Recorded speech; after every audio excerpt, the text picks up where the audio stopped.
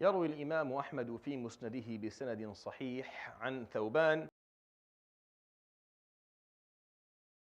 ليلة إن شاء الله تعالى. So tonight there are two hadith that I'm going to narrate to you. Both of them are in the collection of Imam Ahmad with an authentic chain of narration. They're very similar and they're very short, so I'm just going to put them together so that I don't have to repeat them, so it doesn't become redundant. And the theme is still talking about the importance or the value or significance of caring for the ill and the chronically ill and those who are in pain and suffering. And illness comes in many forms, and care comes in many forms as well. It's the easiest is just a visit that you pay the person, but there's so many other things you can do for them. And I pointed out a few over the last few nights, and we're trying to inshallah encourage blood donations inshallah for the shabab who are capable of doing that and helping. And I work in a hospital, and we're always in need of units of blood for our patients and the sick, and sometimes there isn't any because people don't do it. So it's a way to serve the ill, and also organ donation, another way to serve the ill, especially after people pass away, amongst many other things that can be done to serve them. And here he says, alayhi salatu wasalam, I'll narrate the first one that narrated to us by Thawban, his mawla, alayhi salatu wasalam, one of his servants. قال رسول الله صلى الله عليه وسلم من عاد مريضا لم يزل في خرفة الجنة.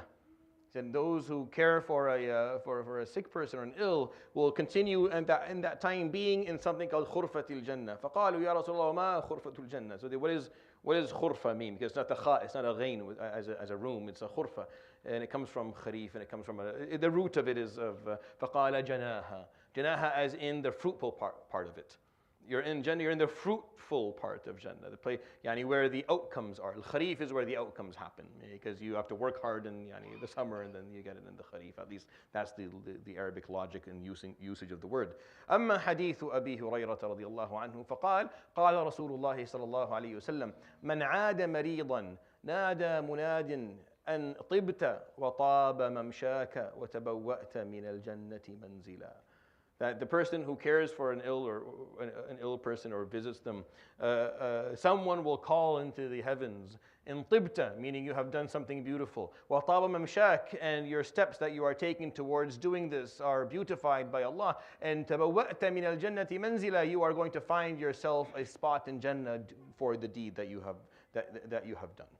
So this is how the Prophet ﷺ explained this to his Sahaba, that when you take care of the ill, this is for you a spot in Jannah, that you are in Jannah as you do it, and you are guaranteeing yourself a spot in Jannah later, and throughout the whole process there is rida, there is satisfaction with you. طِبْتَ وَطَابَ مَمْشَاكَ, meaning you are beautiful and what you are doing is beautified as well. That's what happens when you care for someone who is less fortunate than yourself, especially on the front of loss of health. Especially when we're talking about someone who's lost an aspect of their health, which is such an important piece in our lives. And I think this series is not just to think about how to care for the ill, but also to be very grateful for afiyah.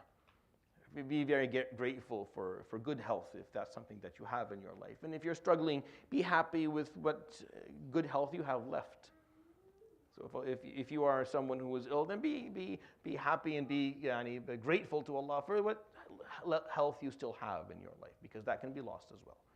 And I think this is something worthy of contemplation. يروي الإمام أحمد في مسنده بسند صحيح عن ثوبان مولى رسول الله قال رسول الله صلى الله عليه وآله وسلم من عاد مريضا لم يزل في خرفة الجنة قال وما خرفة الجنة قال جناها. وعن أبي هريرة أن رسول الله صلى الله عليه وآله وسلم قال من عاد مريضا نادى مناد أن طبت وطاب ممشاك وتبوأت من الجنة منزلا. صدق رسول الله صلى الله عليه وآله وسلم. وحمدك لا إله إلا أنت استغفر وأتوب إليك، وصلى الله وسلم وبارك وعظم على نبينا وحبيبنا وقرة أعيننا محمد